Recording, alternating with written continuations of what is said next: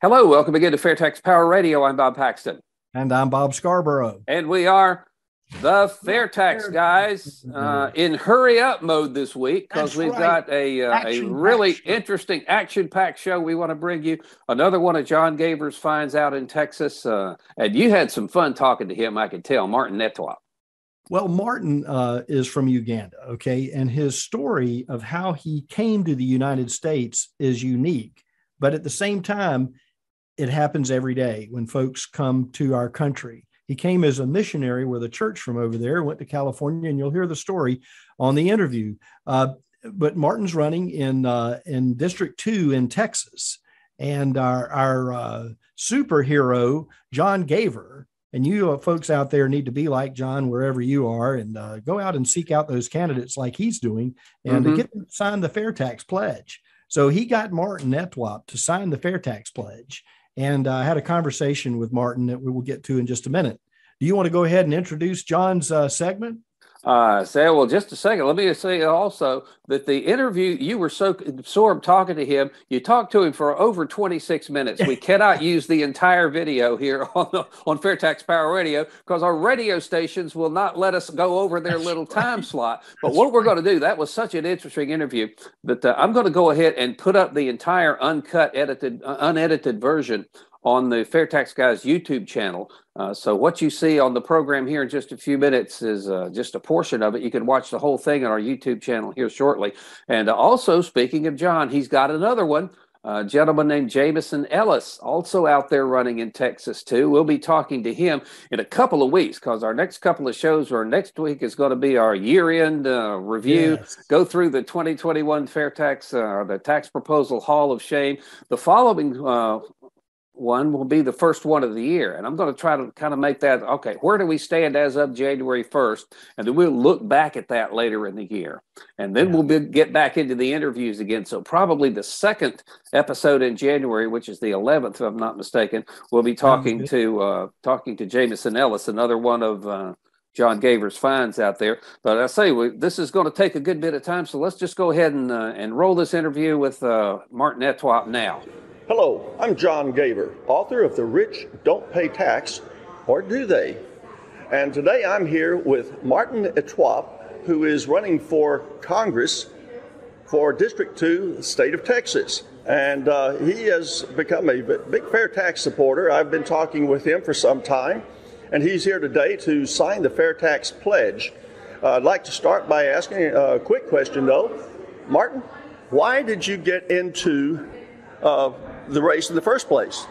That's a good question. I have 3 kids.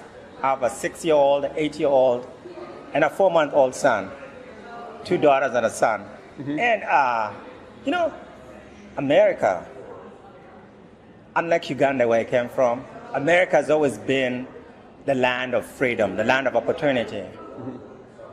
And today, America is starting to look like Uganda. Yeah. And, I don't want my kids growing up in Uganda. I don't want my kids growing up the way I grew up. And if America is turning to be like Uganda, that is not good for my kids. So I'm in this race because I don't want that to happen. I don't want my kids to grow up the way I grew up, to experience the life I experienced. I mean, America is like what, the freest nation in the world. It's supposed to be. Yes. And so if we have all these crazy taxes, my kids, when you and I die, we're going to die in 30, 40, 50 years. We have like debt that you and I are not going to pay for it. Right, our children have to. And my 8-year-old and my 4-month-old are going to have to pay for our stupidity. Yeah. And that's why I'm in this race. Great. That is one of the most impressive statements I've heard. I asked this question of all the candidates that I talk with, and that is by far the most impressive statement. Thank you. What are some of the things about the FAIRtax that got you interested in it? The FAIRtax, I always felt that the tax system we have right now is so convoluted, so complicated, too hard for anybody to understand. The FAIRtax makes that easy. I mean, number one, we get rid of the IRS. the biggest bully in America, the ones where Biden and the Democrats send after you when they disagree with you. Yeah. We need to get rid of the IRS, and the FAIRtax does that. And the FAIRtax offers the opportunity where if you make a certain amount of money based on the poverty level, you can get money back from the state monthly based on what you're giving into the tax system. And I've said, so if everybody... What you spend, it's what what it costs to live. Yeah, the cost of living. And you only tax on your spending. Right. And so I love that. I love to. I got a coffee today. I want to be able to only get taxed on the coffee I got today. I don't want to get taxed for going to work. Yes. So that is why I'm for the FAIRtax. Great. Well, thank you, Martin. That is, that's great to hear. Now I think we'll go on and get Martin to sign the FAIRtax pledge, which is why we're here. So let me get the camera positioned here. And if you will, Martin, there we go. Let's see if we got it. Okay, here we go.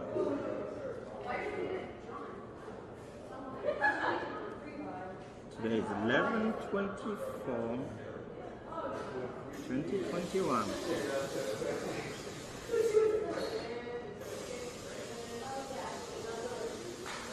There you go. All right. Thank you, Martin. That's great. This is awesome. Oh, we appreciate it. You are the first person from District 2 to sign the FAIRtax pledge. I don't know how many more we'll get, but you're the first. You need to tell all my opponents to do this. That's right. We've got several from District 8 who've signed, and so, I just got moved from District 8 to District 2, so you're going to be one of the people I'm going to be seriously looking at voting for here. Thank you. So we'll see who else signs, but I know Republicans tend to be, pretty much in line on most issues, so it's issues like the FAIRtax that make someone stand out. And for that reason, I think I would find it hard to vote for someone who did not want to support the FAIRtax. Anyway, thank you, Martin. My name is John Gaver, author of The Rich Don't Pay Tax, or Do They? Here on behalf of the FAIRtax and Martin Etwop, who is running for Texas District 2. Yes, you need to vote for me, www.martinetwop.com. Go find out more about me, and we will do this together. Thank you very much. Thank you, Martin. The FAIRtax has been in existence for over 20 years. A lot of folks have put a lot of effort into it. A lot of volunteers, a lot of economists have brought about a great plan for taxing our consumption, not our income. Joining me today, Congressman candidate for 2nd District, Texas, Martin Etwop is here. Good to have you. Good to see you. Thank you so much. Thank you. It's glad to be here. It's great. Now, in Texas, big state, lots of freedom in Texas. Everybody, aspires to be. I think a lot of states across the union aspire to be like Texas. Stars at Night or Big and Bright Deep in the Heart of Texas. We all know that song. Tell us about Martin. How did you get to the United States? Tell us about your childhood, your upbringing, where you were born, and what was it like where you are? Because folks that live in the United States that are born here, they have a perception of other parts of the world. What was it like for Martin growing up where you grew up? Tell us about that. I grew up in Uganda. I was born in Uganda, born and raised many, many years ago. And as a kid, this is what I remember the most. There was always war. There was always famine. And we always survived on food from World Food Program. And the label always said, donated by the United States of America. Or it always had a big red, white, and blue said USA on the food that we ate.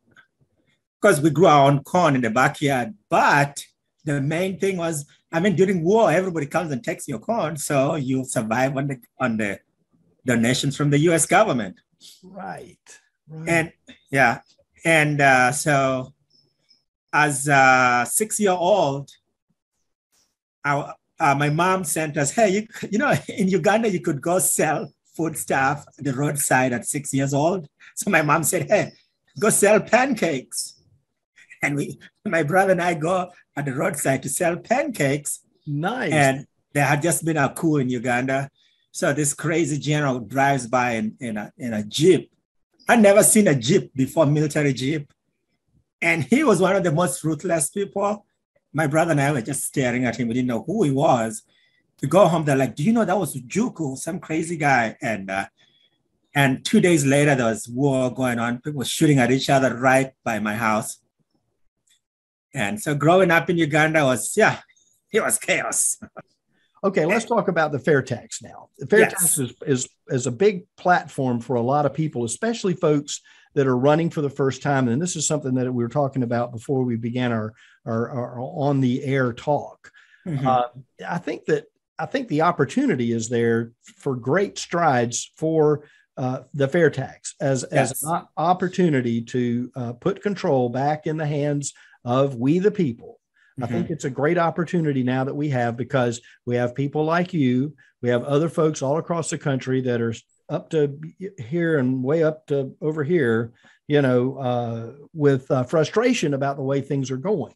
How do you see it? And tell me a little bit about your coming to understand the FAIRtax and why you decided to sign the pledge for us and why you're making it part of your platform. I see it as you shouldn't be taxed just for sleeping. You shouldn't be taxed for living. You should be taxed when you spend. Not because you go to work, but because after you earn, you decide to spend, then you should be taxed on what you're spending, because the government needs to run, they need to raise some money. But the government shouldn't raise money because I'm breathing. They should raise money when I go purchase something. If I grow my own food, the government shouldn't tax me for growing my own food. So the FAIRtax, why it became part of my platform is it says it taxes you for what you consume, not for the income you earn, which is what I believe in.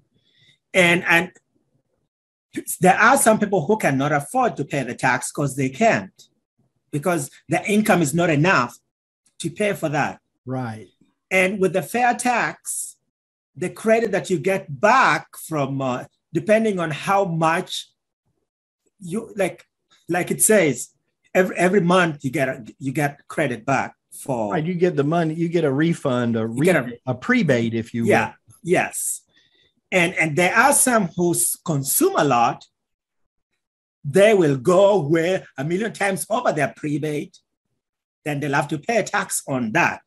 But the people who didn't consume or below the minimum wage, below the poverty level. Right. That then they get to benefit from their prebate. Right. But anybody who's above the poverty level and they've consumed a certain level, they pay on that above and beyond their prebate level. That's right. Everybody gets treated the same in terms of the prebate. Everyone. Yeah, and Musk is going to get, if he has an address in the USA and he's got a social security number, he's going to end up with that prebate just as you and I are. We're going to end up with based on our family, the size of our family. That's what we're going to pay, and then we get to decide what is essential. Yes, and then the other thing is, everybody gets to pay taxes, whether you're in the country legally or illegally. When you go to the store, you're going to pay tax. That's right. No more of you just are paying tax because you are paid a certain amount of money, and the income becomes the arbiter, the barometer of what you pay in taxes. It's going to be based on, you want to buy a Coca-Cola, or you want to buy a cup of coffee, or you're going to have a meal, or buy a new car, or a new house, or clothes, or take a trip. You're going to be taxed on the consuming part of it, which is much better. When you talk to people on the campaign trail and they first hear about the FAIRtax from you, what's the first response what's the main response that you get? I think the main, I've had a lot of people like, so how about we just have like equal tax where everybody pays a certain percentage? And I'm like, yeah, but we still have income tax, consumption tax. We will still have so many different kinds of taxes. Correct. But here we're getting rid of that. Revenue Service. Yes, we're getting rid of the IRS because we won't need to be audited anymore because everybody knows how much they're going to pay. So we won't have to be paying billions of dollars to have an organization. The one organization that the senior citizens are bullied about the most is those prank calls claiming to be the IRS. Right. And a senior citizen. Scammers call and say they're from some federal government agency. If we don't have the IRS, no, the scammer won't say, I am from the IRS. Yeah. If they try that, they will be exposed immediately, won't they? Exactly.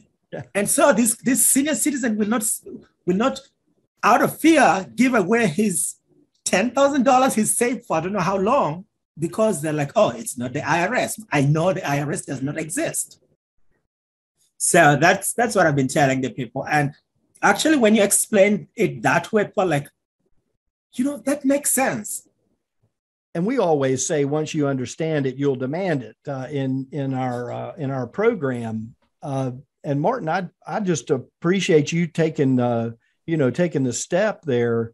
Your hometown in Texas, where do you live in Texas? Conroe, Texas. Okay. And how close are you? What's the biggest city closest to you? Actually, we're like 30 miles away from downtown Houston. So we're in the suburbs of Houston. Yeah. Okay. The Woodlands area. So in getting around to the folks that are going to be pulling the voting lever for District 2, when you greet with them, meet with them, and you greet them and you say, I'm running, and I understand that it's an open seat, and so there are a lot of people that are running. Actually where I am, I'm running against Dan Crenshaw, so it's not an open seat. Oh, okay, right, because they just changed the 8 to 2. Okay, they moved me to 2. That will be a good seat to have for sure. Yes. Have you talked to him at all? Do you get a chance to cross paths? Have you been in a debate with Dan at all? No, Dan, from what I've heard, he rarely likes debates. So he'll have his events, but we haven't had the conversation. I was just curious if you had an opportunity to talk with him about and say, Dan, you might want to consider the FAIRtax as part of your platform. Yeah. How many people are in the primary like you are to run against him? Yeah, a friend of mine, Jamison Ellis. Then there's Mike Billen, and I think there's 2 other people. Yeah. Well, we appreciate you supporting the FAIRtax for sure. Yes, I've always said that win or lose in a primary or in a general election, you always can wear a badge of honor because you stepped up and put your hat in the ring, but you also have an opportunity to speak your mind and let folks know about what you believe, about what Martin believes. And that's important. You don't have that opportunity. There's an old saying, I guess, that, you get that platform for the campaign, win or lose, people are going to know who you are. And next go round, you'll have that opportunity to say, hey, you remember me from, the last election cycle? I have a good feeling about this go round. The midterms are going to be probably, and everybody says, the most important in the history of time, and I do believe that there's an action out there. A lot of folks are frustrated with the way things are going in the country, good or bad. They either love what's happening or they really don't like what's happening. But I really do believe that you and the others that are running, that are putting their hats in the ring across this country, are showing a great pride in our elective process, and to get out there. I applaud you for doing just that, and we appreciate again the fact that you're supporting the FAIRtax. I believe that's something that's going to be a game changer for a lot of people. And the way we look at it, way I look at it for sure, is if we move the needle a little bit in terms of the general public understanding a little bit more about the FAIRtax, we're that much closer to making it happen. And again, thank you for what you're doing. Thank you for running, and thank you for supporting the FAIRtax there in Texas #2. And I'll give you the final word. Tell us a little bit about how you're going forward, and what you hope to accomplish if you get to Washington. I won't say if, I'll say when, because I know at some point in time you'll get there. Tell us what that's like, and let us know here in the next couple of minutes what your plans are. Thank you very much. I'll start by saying, today people in Texas and people in America are finally waking up. They're realizing that it's not politics as usual anymore. It's like people know what they want, what used to belong to them, and they want it back right now. So it's the politicians people are not just going to vote for you because they voted last time anymore. And personally, my story is I came from Uganda, one crazy country, to this beautiful nation. And having come here, having lived in this nation, then seeing where we are headed, seeing where we're accepting, we're just opening our arms open to communism and socialism. And we're like, let's try it a little. Little by little, you open the door and you keep letting it through. Guess what? You can't go back. And, I grew up in Uganda, and I do not want my kids growing up in Uganda. And I see America looking like Uganda now. And I don't want my son and my 2 daughters to grow up in there. And I don't want your grandkids, your sons, when he has children, I don't want their children to grow up in Uganda. Right. That is why. From both. I mean, you've seen that, you've lived that, you grew up in that. Yeah, people here know something needs to change, but they don't know what the problem looks like down the road. They just know there's something wrong, but I know what down the road looks like, like living in the future. Right. Because I've been there. And that's why. Thank you so much for that. Folks don't hear that enough from folks that came to America, weren't born here, but came here because they love freedom. And for that, I applaud you very much, Martin. Thank you. Thank you, Martin. Martin Etwop is with us. He's running for Congress, Texas 2nd Congressional District. And we appreciate you supporting the FAIRtax. Thank you very much. With us today. We appreciate it. Yeah. Thanks for having me. I appreciate this. Oh, I tell you what, you had entirely too much fun talking to him. And I enjoyed talking to him. And let me just say this, the American dream is alive and well for folks that live somewhere else. Mm-hmm. And we get a little jaded over here, and we're kind of beat up sometimes by life in the free world. But Martin looks at it from a different perspective. He's over in the other country. He's over in Uganda, and he's saying, hey, I don't want my kids to live in Uganda. I want them to live in the United States. He's here. And wasn't a great opportunity that the church gave him to come as a missionary and help people. And so he has a servant's heart for sure. And that portion of the interview, we unfortunately didn't have time for on this particular program. But again, we're going to put the entire thing up on the FAIRtax Guys YouTube channel. And that's really interesting to hear about. He went to Hollywood, then he went to Texas, and then he said he came to California, then everybody that brought him off took off to Florida somewhere and left. That's right. There. He was there by himself. So we're kind of spilling the beans here on what's on the extended interview you'll hear on our YouTube channel. But when he says, I don't want my kids to grow up in Uganda, and the rest of the story, I don't want the United States to turn into Uganda, which is why I'm running. That's exactly right. It's time to do something, is what he says. And of course, we don't get into endorsing candidates. We just let you know about them. And of course, Martin signed the FAIRtax pledge there with John Gaver. And the more people that are out there that can say FAIRtax, FAIRtax, and the folks that have the microphones during the campaigns, during the election cycles, like Martin will here for the next year almost, it's going to be important that as many people as we can get that are running to understand the FAIRtax, then it spreads like wildfire throughout the communities that they're campaigning in. I tell you, what really caught my ear that is just so different from the typical politician. He mentioned Jameson Ellis, the one we're going to talk to here on FAIRtax Power Radio in a couple of weeks, called him my friend. How many times have you heard a politician refer to his opponent as my friend? So it's an entirely different mindset that those guys have that are running now. And I think that's a really positive thing, and especially if they're all signing the FAIRtax pledge. It's a return possibly to the statesmanship that have been lost over the last generation, probably. Mm-hmm.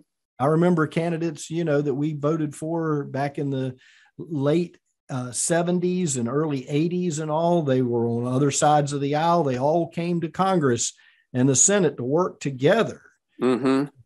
For the betterment of the country, and we find that hard to deal with now. And I don't necessarily think that it's the politicians that are behind a lot of the discourse that's going on, a lot of the things that are happening in our country right now. I think there's a considerable amount of upheaval just due to the nature of our climate, which is more social than it is political.